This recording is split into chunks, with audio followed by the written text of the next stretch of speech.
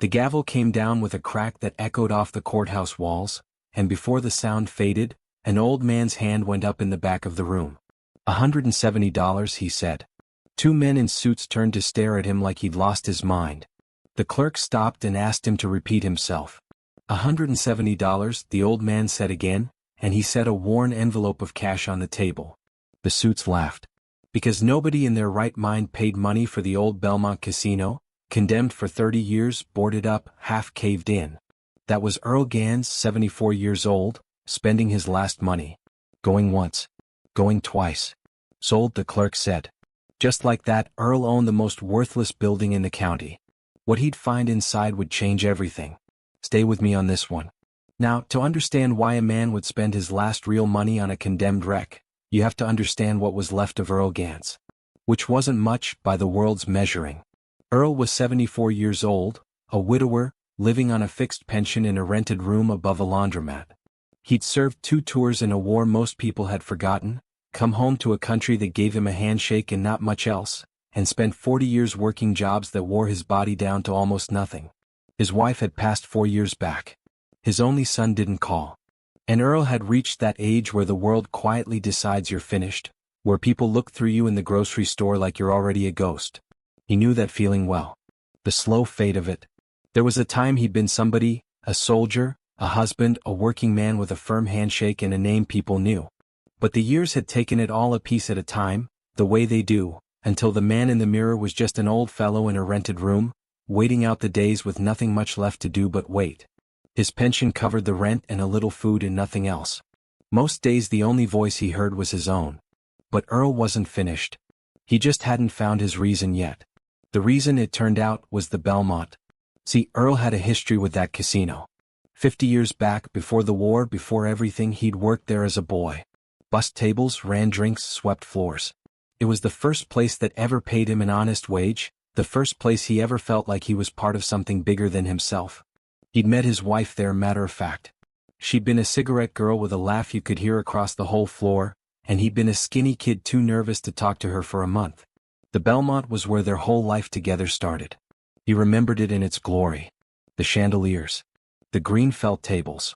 The band that played till 2 in the morning. For a poor boy from a hard family, that place had been the closest thing to magic he'd ever seen, and it had given him a wage, a wife, and a sense that he mattered. Then the war took him, and the years took the rest, and somewhere in the decades the Belmont closed its doors and the town started dying around it. But Earl never forgot what that building had been to him. And now it was a ruin the county couldn't even give away. So when Earl saw the notice in the paper, tax auction, delinquent properties, the Belmont Casino listed with a minimum bid of $170 in back fees, something woke up in him that had been asleep for years. He didn't have much. But he had $170 set aside, and he had a truck that still ran, and he had nothing but time. And he figured if he was going to spend his last years anywhere on this earth, it might as well be the one place that ever felt like home. The town thought he was a fool. He heard them talking at the diner, the young ones snickering, old Marge at the register muttering that the poor man had finally lost it. Buying a death trap. A condemned wreck that would collapse on his head or bankrupt him in fines. Earl let them talk. He'd been talked about before. He'd been shot at, spit on, and forgotten, and a little small-town gossip wasn't going to move a man who'd survived all of that. Let them laugh, he thought.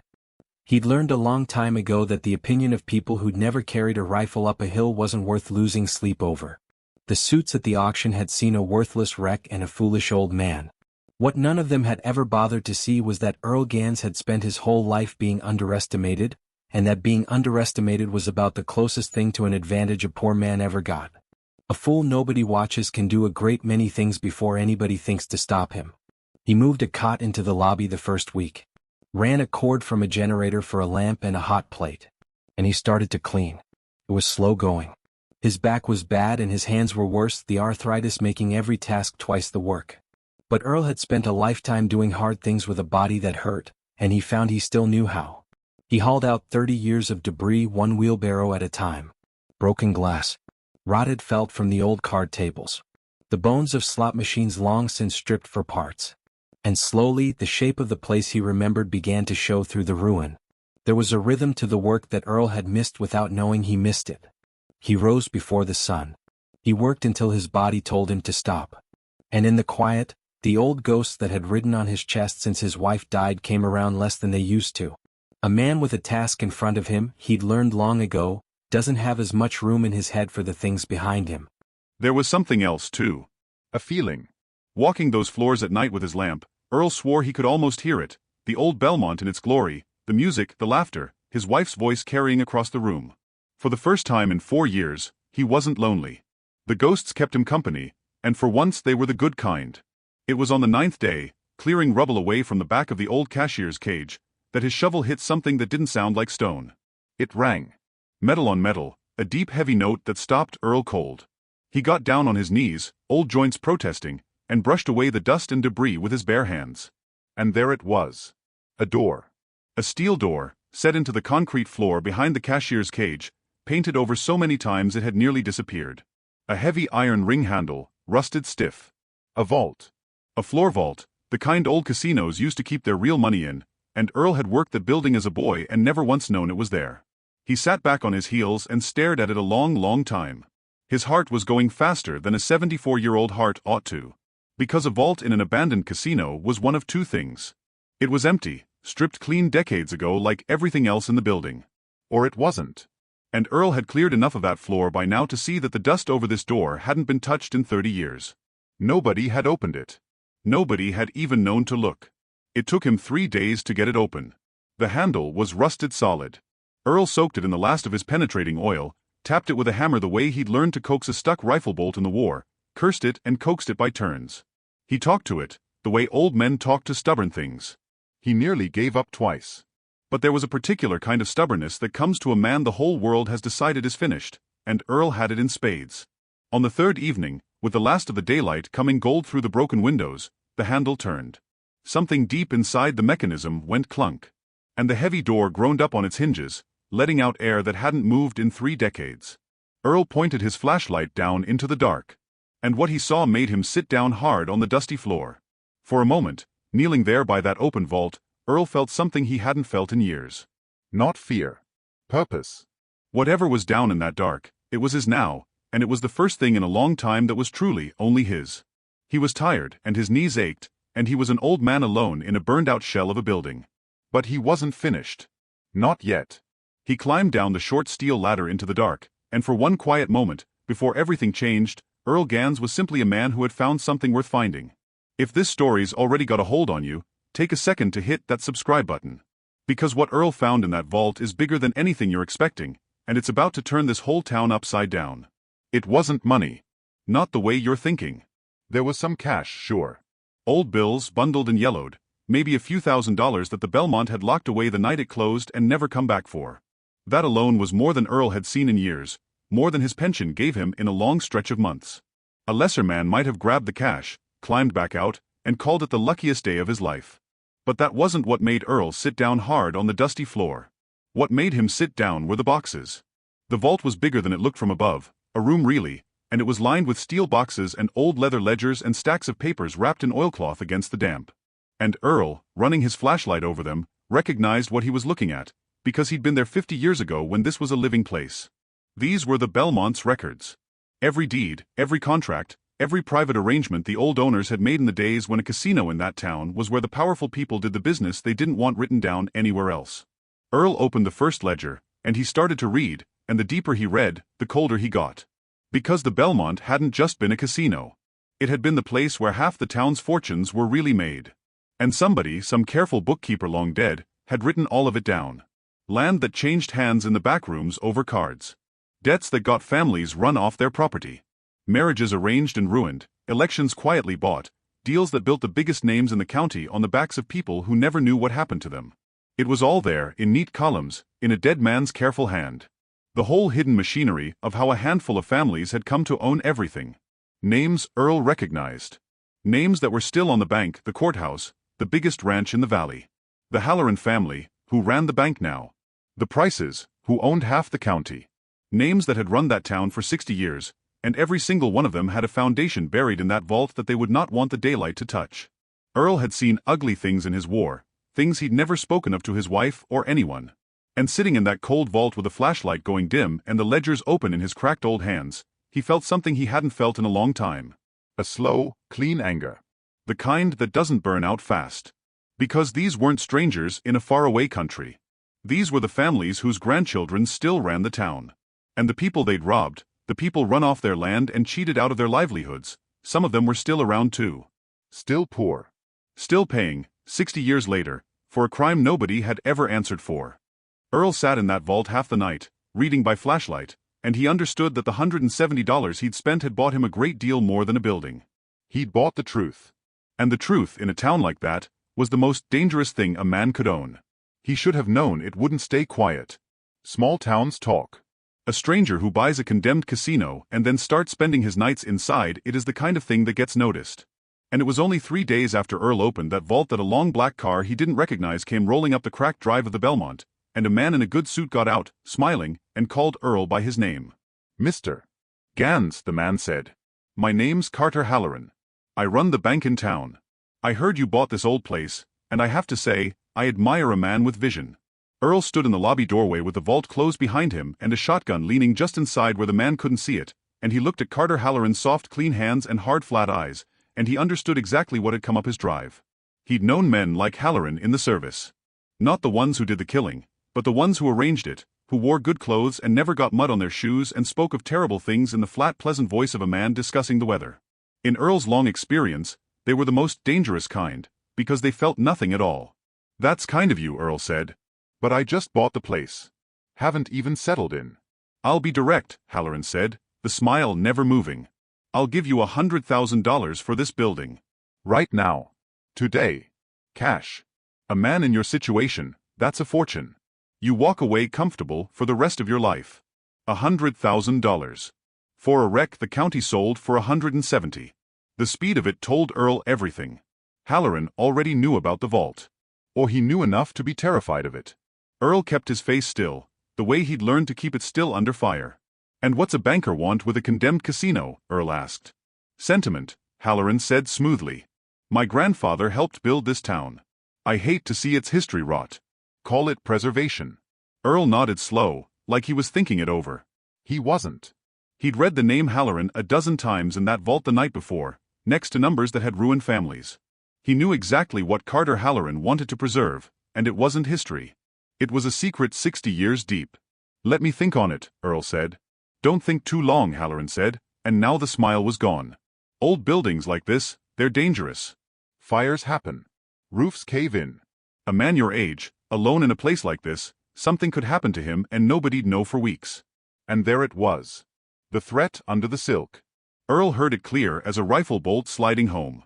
"I've been threatened by professionals, son," Earl said quietly. "You're an amateur. Now get off my property." Halloran's face went cold. He got back in his black car and drove off, and Earl watched him go and knew, with the certainty of a man who'd seen combat, that he'd just made an enemy of the most powerful man in the county. And that Carter Halloran would be back. And that one old veteran with a bad back and a shotgun wasn't going to be able to stand against what came next by strength alone. So Earl did what he'd always done best. He didn't wait to be hit. He prepared. He didn't go to the sheriff. He'd already figured the sheriff was a Halloran man, the way half the county was. A man couldn't fight people like that head-on, not alone, not an old man in a rented room. He'd learned a different way of fighting a long time ago, in a war where you never met the enemy in the open. And the same rules applied here. You don't stand and trade blows with someone stronger. You move quiet, you get ahead of them, and you make sure that hurting you costs them more than leaving you alone. So he made copies.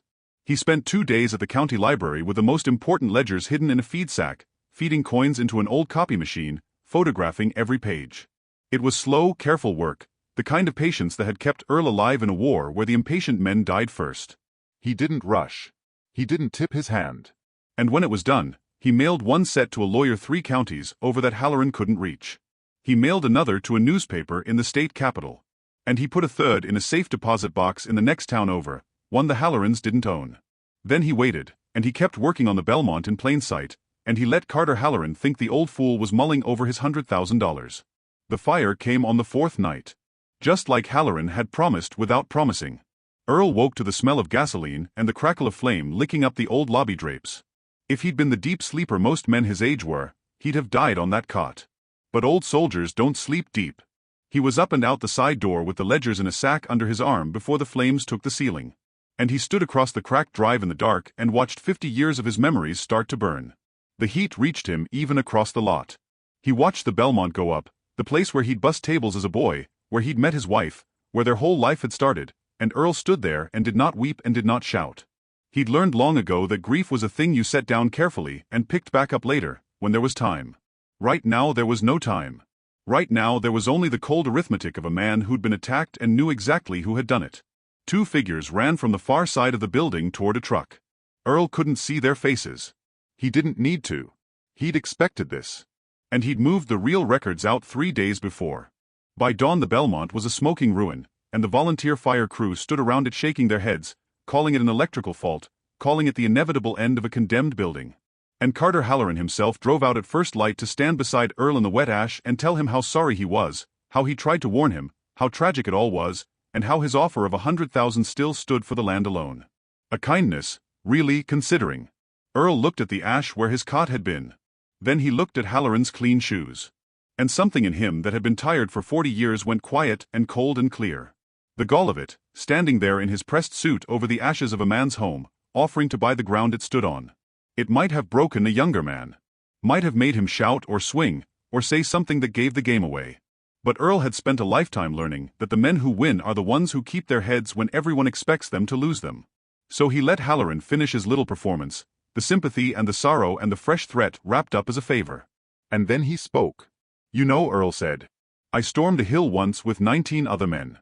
6 of us walked back down. I've had people try to kill me before, Mr. Halloran. Better men than you.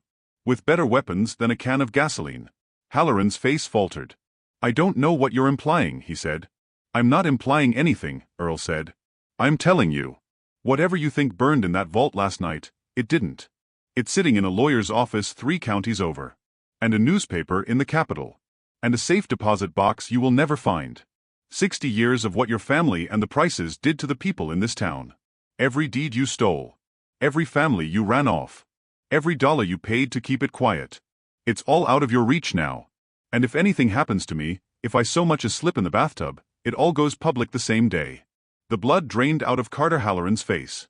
For the first time, the polished banker looked like what he really was underneath. A scared man who'd inherited a crime and gotten comfortable with it.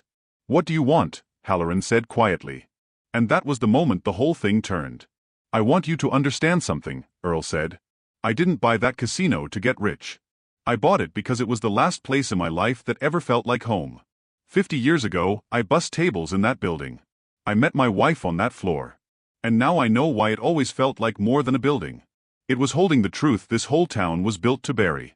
So here's what's going to happen." Earl laid it out plain.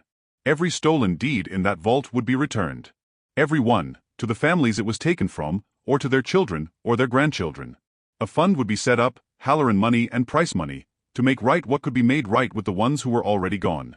And it would all be done in the open at the courthouse, with that newspaper watching. Or the whole vault went to the front page and the state attorney general both. "You'll ruin us," Halloran whispered. "Your grandfather ruined a dozen families to build what you've got," Earl said. "I'd call this a bargain. And I'd take it fast, Mr. Halloran, before I decide the newspaper deserves the story either way. It didn't happen fast, and it didn't happen clean. There were lawyers. There were denials. There was one more quiet threat that Earl answered by mailing a single page of the ledger to Carter Halloran's own home address, with no note. But the weight of 60 years of evidence was more than even the Hallorans and the Prices could bury. And one by one, over that long winter, the old thefts started to come undone. The newspaper ran the story. It didn't stay a small story for long. A reporter drove out and spent 3 days with Earl and his ledgers, and then wrote something that ran on the front page under a headline that named names the town had been too afraid to say out loud for 2 generations. After that, it couldn't be stopped. The state attorney general opened a file. Old people who'd kept quiet their whole lives came forward with what they knew, and it matched the ledgers page for page. Families that had been run off their land 2 generations back got it returned. A widow whose grandfather had been cheated out of the town mill got a settlement that let her stop cleaning houses at 70. Name after name, the town Earl had thought he understood turned out to be built on a buried wrong, and one broke old veteran with a $170 casino had been the one to dig it up. Carter Halloran kept his bank in the end, though he lost most of what filled it. He never again drove up anybody's driveway with a smile and an offer. The prices sold off the acres they couldn't prove were theirs. And the town slowly, painfully, rearranged itself back towards something like fair. It wasn't perfect. 60 years of wrong can't be made all the way right. But it was more justice than that town had seen in living memory, and it had come from the last man anyone would ever have picked. They wanted to give Earl a medal, the town council did, once the shame turned to gratitude. Earl told them to keep it. He had a drawer full of medals already, he said, and not one of them had ever bought him a warm place to sleep. What they gave him instead, at the insistence of the families he'd helped, was the Belmont land, cleared and deeded free and clear, and enough donated labor and lumber to build something new on it. Not a monument. Earl wouldn't have a monument.